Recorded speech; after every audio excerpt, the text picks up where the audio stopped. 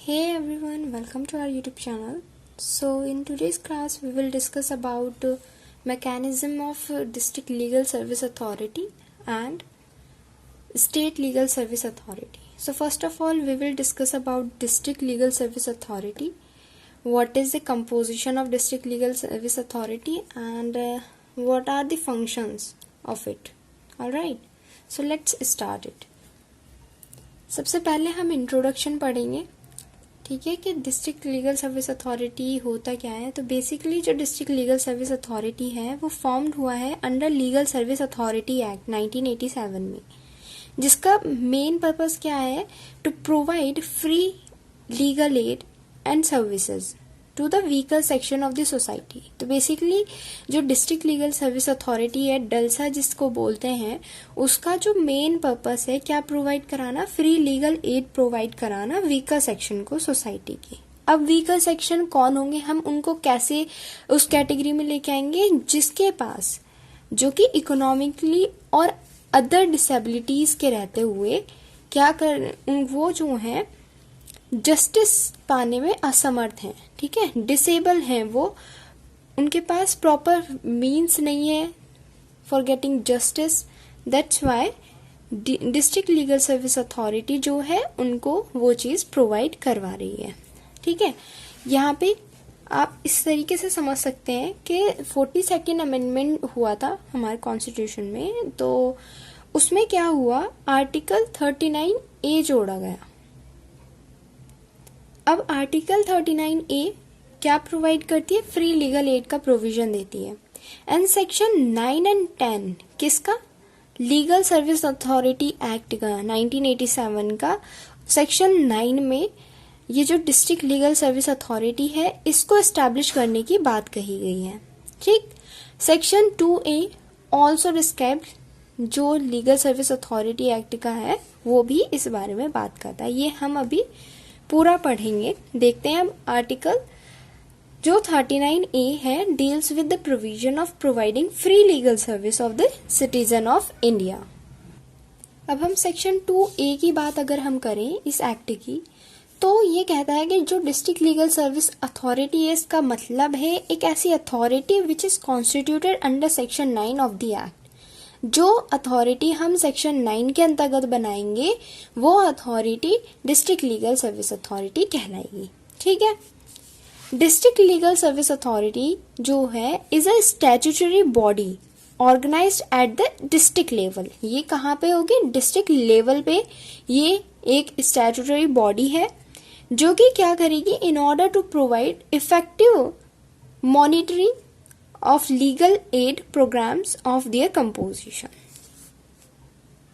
ये मॉनिटरिंग है, ठीक है। तो यानी कि वो ऐसे प्रोग्राम्स को चलाएगी जिससे कि लोगों को जो लीगल एड है वो प्रोवाइड कराई जा सके।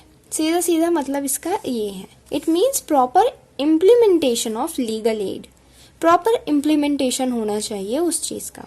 तो आई होप आपको इसका इंट्रोडक्शन समझ में आ गया होगा कि जो डिस्ट्रिक्ट लीगल सर्विस अथॉरिटी है वो कैसे इस्टेब्लिश हुई, कहाँ से फॉर्म हुई, कौन सी सेक्शन इससे डील करती है, कॉन्स्टिट्यूशन का कौन सा आर्टिकल इससे डील करता है, ठीक है। अब इसके बाद हम चलते हैं what is the composition of district legal service authority. District legal service authority में कौन कौन से मेंबर्स आएंगे, कौन कौन रहेंगे।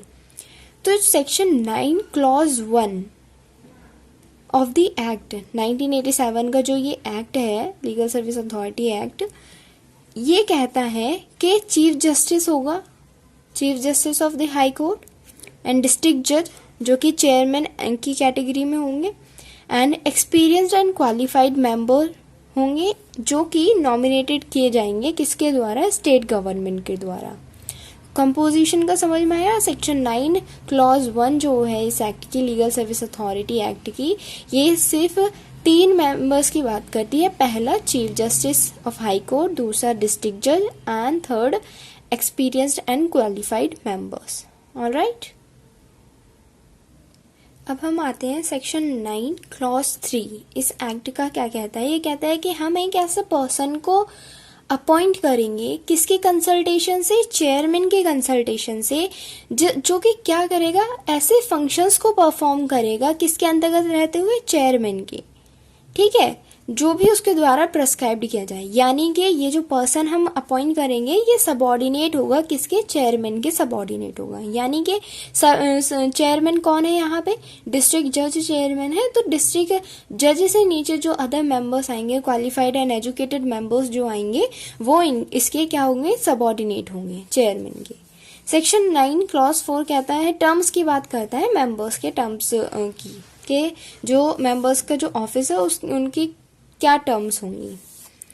फिर हम डिस्ट्रिक्ट लीगल एड फंड की बात करते हैं। तो देखिए जो सेक्शन 17 है इस एक्ट की, लीगल सर्विस अथॉरिटी एक्ट की, ये डील करती है with the provision of establishing fund in order to perform the activities of DALSA, district legal service authority.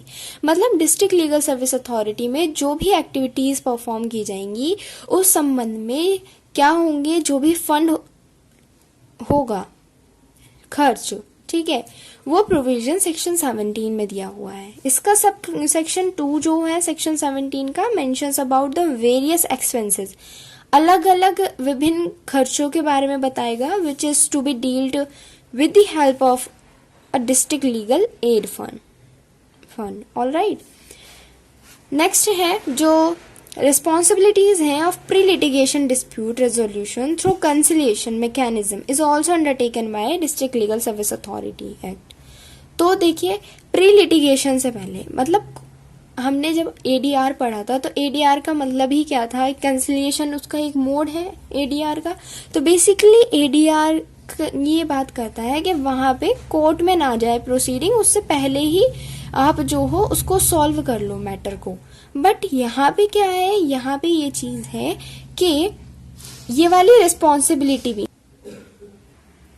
ये वाली जो रिस्पॉन्सिबिलिटीज हैं ये भी डलसा के द्वारा डिस्ट्रिक्ट लीगल सर्विस अथॉरिटी के देख रेख में की जाती हैं, ठीक है।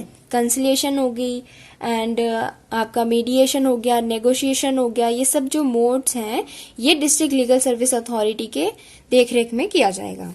District legal service authority act जो अथॉरिटी है is also engage in spreading legal awareness among the party. अब देखिए इसका यहाँ पे एक वर्क बता दिया गया कि जो हमारी डिस्ट्रिक्ट लीगल सर्विस अथॉरिटी है ये किस चीज में एंगेज होती है, लीगल अवेयरनेस को स्प्रेड करने में पार्टीज के बीच में। अगर दो पार्टीज हैं जिनके बीच में डिस्प्यूट अराइज हुआ है, ठीक, तो उस डिस्प्यूट को सॉर्ट आउट कराने के लिए उनमें लीगल अवेयरनेस को भी स्प्रेड करती है, ठीक है। अब इसके हम कुछ फंक्शंस पढ़ लेते हैं डिस्ट्रिक्ट लीगल सर्विस अथॉरिटी के कि क्या फंक्शंस हैं।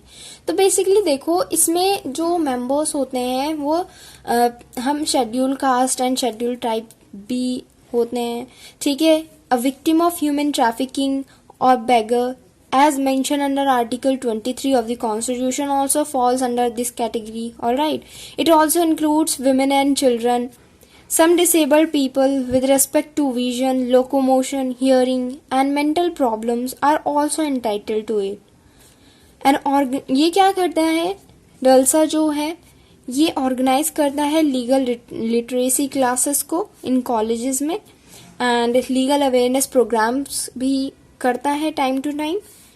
And for women and children in need of care and protection provide करता है उनको special endeavor and made for rendering free legal aid also to under trial whose case are pending in the courts।